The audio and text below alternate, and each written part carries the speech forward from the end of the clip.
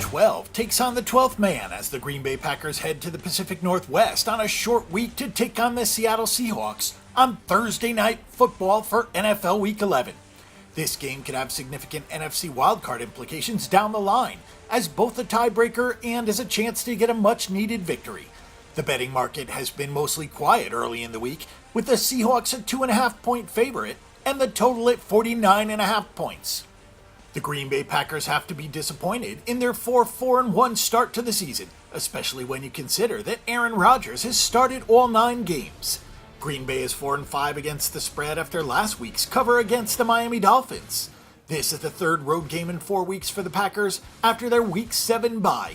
They lost to the Rams in Los Angeles and also lost the following week in New England on Sunday Night Football.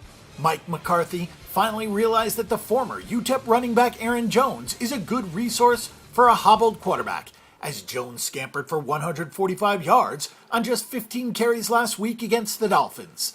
On the season, Jones has 6.8 yards per carry and leads the league in that department. The emergence of Jones can only help Aaron Rodgers, who has been on the field but has not been himself. Rodgers has only completed 61.1% of his passes for his lowest completion percentage since 2015. Fortunately, Rodgers has only thrown 1 interception against 17 touchdown passes. The Green Bay secondary may be a little bit undermanned with a rapid turnaround. Star defensive back Jair Alexander is in concussion protocol and may not clear in time for Thursday's matchup. Fellow defensive backs Bashad Breeland and Kentrell Bryce left last week's game with injuries and are listed as questionable. Short rest has not been a problem for the Packers during McCarthy's tenure. With less than 6 days to prep for a game including playoffs, the Packers are 21-9 straight up and 17-12-1 against the spread since the start of the 2006 season. Furthermore, if the Packers are on the road on short rest, they are 9-3 straight up and 10-2 against the spread under McCarthy's watch. While this season has been a bit of a disappointment for the Packers, the Seattle Seahawks aren't much better at 4-5 following a second loss to the LA Rams. Seattle is 5-3-1 against the spread, so a case could be made that the Seahawks have actually exceeded their low expectations for the season. The Seahawks continue a very interesting run as they have not played consecutive games in the same city yet this season. They will do that for the first time in weeks 13 and 14.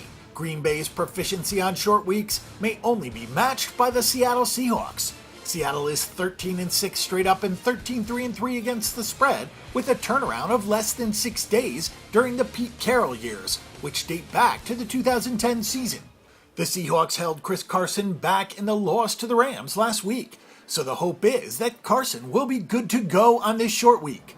Carson has 3 100-yard games on the season, which has taken some pressure off of Russell Wilson. Wilson has still been sacked 29 times on the year, but he has also posted a 16-2 touchdown to interception ratio over the last 7 games, with a 68.5% completion rate. The Green Bay Packers have to be road wary at this point, with a trip to Los Angeles on October 28th, a flight back to Green Bay to prep for a trip to Foxborough on November 4th, a home game against Miami, and now a short week road trip 2 time zones west to Seattle. That's a lot for a team to overcome, especially one with a banged-up quarterback that doesn't look quite right and a slew of defensive injuries. Seattle could use more creativity from offensive coordinator Brian Schottenheimer, but firing Tom Cable has turned out to be one of the best coaching moves of the offseason, because the offensive line has done a much better job with at least 150 rushing yards in each of the last 6 games. Expect the Seahawks to be able to run on the porous Packers defense and Russell Wilson to make the throws he needs against a secondary lacking depth. Also look for this game to go over the total, with Rodgers and the Packers offense capable of moving in chunks as well. Our pick and prediction is the Seattle Seahawks to win both straight up and against the spread, and this game is going over the 49.5 point total.